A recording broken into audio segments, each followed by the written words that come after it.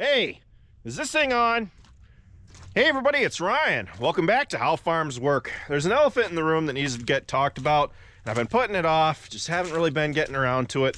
But yes, the 76 has lost its front mud flap. Now, it's not a huge deal to put back on, just haven't gotten around to it. So in case you were wondering, because you saw it, yeah, it's not there anymore. So what broke was the rod that supports the whole thing, which is under there. And the tractor was being backed up, which allowed the mud flap to make contact with the tire, and it ripped the thing pretty much clean off. So yeah, I'm gonna have to do a little bit of fixing to get that fixed, but in case you were wondering, that's what happened to it. Now, what we're doing today is we are gonna be cleaning out the pole shed. It really shouldn't be that big of a project. Shouldn't take more than an hour or two, I would think, maybe 2 or 3 loads. So I sold the rest of my fat cattle this week from 2024, and now it's time to get the calves from 2025 moved up into the pole shed. And ideally what I'm going to do is move the steers up here and then keep the heifers down in the barnyard to hopefully, you know, kind of spread it out a little bit, give a couple of the smaller calves less pressure from the larger animals, or move some of those lackluster calves up into the pole shed, just to kind of give them some reprieve from the mud lot, but also the larger animals, or quite as many, so they're not as competing quite as much. So not going to be a huge project today, but this is what we got going on. The cull cows that I brought up here made a mess out of the feeder, and I kept trying to close the feeder down, but as you can see over by the linebacker, they wasted a lot of corn. So I lowered that down. Once the calves are in here, we'll see if I need to open it back up. I'm not really trying to push a lot of grain to the calves right now. They're in the growing phase.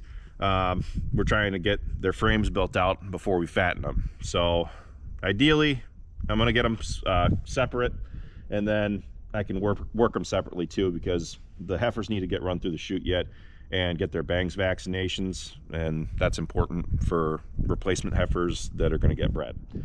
So let's fire up the 76, go get the JCB, and start cleaning this lot up.